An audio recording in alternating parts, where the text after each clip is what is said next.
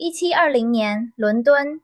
那一年，全世界最聪明的人亏光了他这辈子最大的一笔钱。他不是被骗了，没有人骗他，他完全知道泡沫的存在，而且他亲口说出来过。他叫 Newton，他算出了行星的轨道，他推导出万有引力定律，他重新定义了光学、微积分与整个近代物理，但他没算出人类的疯狂。这支影片是财富与人性系列的第一集。这个系列我们要横跨300年的泡沫史，从1720年的 South Sea Company 一路走到你现在手机里的加密货币。但这不是历史课，我们要回答的是一个让人不舒服的问题：为什么输最惨的从来不是最笨的人？是什么样的心理机制让世界上最聪明的头脑一再在市场里输给自己的情绪？这集我们从 Newton 开始，因为如果连他都可以输，任何人都可以。在1720年 ，Isaac Newton 大概是整个欧洲最有理由相信自己判断正确的人。他在剑桥大学教了几十年，他写出了《自然哲学的数学原理》，那本书直到今天仍然是人类思想史上最伟大的著作之一。他后来当上了英格兰皇家造币厂的厂长，帮英国政府整顿货币。这工作他做得极好，凭着的就是他对数字与逻辑的掌控。在那个年代，皇家造币厂不只是印钱的单位，它直接决定英镑的纯度，是大英帝国金融骨干的源头。Newton 接任厂长以后，把这份工作做成了一场制度改革。他亲自把关每一批银币的制造，抓捕伪币集团，甚至亲自出庭作证，把至少20多个专业伪币商送上法场。他靠的不是学者的直觉，而是冷静的数字、扎实的证据链与毫不留情的执行。也就是说，当他在1720年看着南海公司的股票，他用的是同一颗脑袋，一颗已经彻底见识过人类如何用谎言印钱的脑袋。1720年，他77岁，积累了相当可观的财富。当时他年薪超过2000英镑，在那个年代，这让他稳稳地站在英国社会最顶层的1%。他有闲钱，他有智力，他懂数字，他懂骗局。他在造币厂的工作之一就是辨识假币，所以当 South Sea Company 的股票开始疯涨，整个伦敦都在讨论这家公司。Newton 早就出手了，而且他是第一批跑掉的。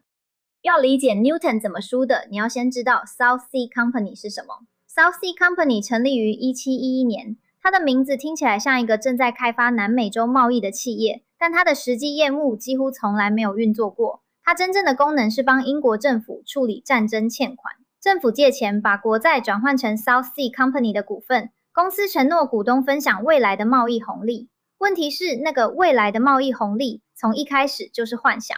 但1720年，公司的高层开始主动炒作股价，他们散布谣言，安排假交易，甚至把股票借给政客，让他们哄抬，让买进股票的人，包括朝廷官员、贵族、作家，全都成为公司的代言人。股价从年初的每股128英镑暴涨到1720年8月的1000英镑。每个人都在谈这只股票，每个人都知道它是泡沫，每个人都以为自己会在崩盘前逃跑。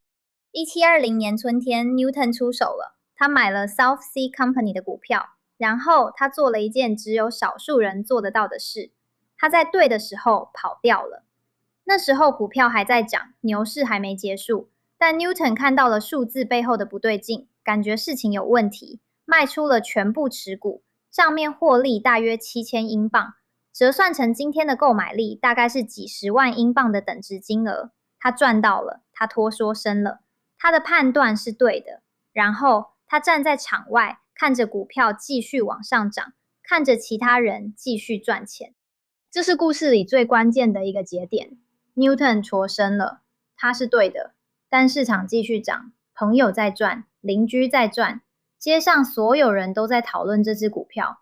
更难受的是，他之前已经赚过一次了，这让他没有理由不相信他还能再赚一次。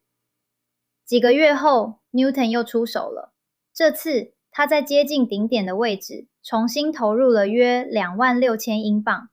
时间大约是1720年的夏天，美股已经逼近700英镑以上。然后泡沫破了。到1720年12月 ，South Sea Company 股票跌回100英镑出头，从高点1000英镑跌去超过80%。Newton 的损失，学者估计约在2万英镑上下。对一个年薪2000英镑的人来说，这是整整10年的收入一口气消失了。泡沫破裂的速度比任何人预料的都快。1720年秋天 ，South Sea Company 的高层开始悄悄卖出自己的持股。消息一泄露，市场瞬间恐慌。那些借钱买股票的人开始接到追加保证金的通知，他们被迫在最低点卖出，亏损不可挽回。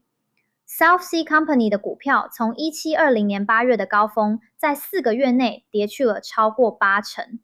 英国国会随即展开调查，公司高层被逮捕，部分财产被充公。The South Sea Bubble 成为历史上最著名的金融臭闻之一，但对散户，对那些卖掉了家产、借了高利贷、把毕生积蓄都压进去的人，没有人赔他们的钱。Newton 是少数还算保得住本金的人之一，但他的损失足以让他终身不再谈股票。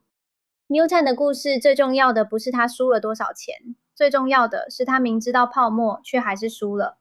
他第一次卖出，就是因为他看出不对劲。他对市场有清醒的判断，但市场继续涨，周围的人继续赚。他站在场外，感受着一种比痛苦更难受的东西——后悔。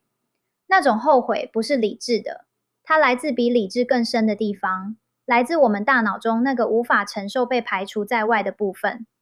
心理学家后来把这个现象叫做 FOMO， 错失恐惧。它不是笨蛋才有的感觉，它在聪明人身上反而可能更强烈，因为聪明的人更有理由说服自己，这次我能管控风险。Newton 是人类历史上也许是真正分析过 South Sea Company 的少数聪明人之一。他比其他人更早看出问题，他先跑了一次，然后他说服了自己，自己可以再跑一次。但泡沫不等人。Newton 的故事让我们看到了泡沫里最核心的心理机制，智力没办法保护你免于贪婪。你可以知道一个资产是泡沫，你可以计算出它应有的价值，你可以第一次全身而退，但只要你还留在市场的视线范围内，只要你还看得见别人在赚，想要相信的力量会慢慢把你拉回去。这个病不是 Newton 一个人的病，在接下来的300年里，他以不同的形式在全球最有钱、最聪明的人身上一再重复出现。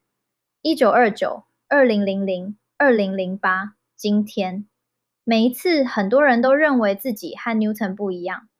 下一集，我们要把时钟往前调整200年，看看另一个几乎让整个美国人口都中招的故事。1929，咆哮的20年代与一个擦鞋童的股票名牌。Newton 后来留下了一句话，虽然无法完全确定是他的原话，但他精准到像是专门为这支影片写的。我能算出天体的运动，却算不出人类的疯狂。泡沫不是因为笨蛋才发生的，它发生是因为每个人都以为自己不是最后那个接盘的人。如果这个故事让你对市场心理有了新的体会，记得追踪、开启通知，让下一集第一个到你面前。财富与人性，我们下集见。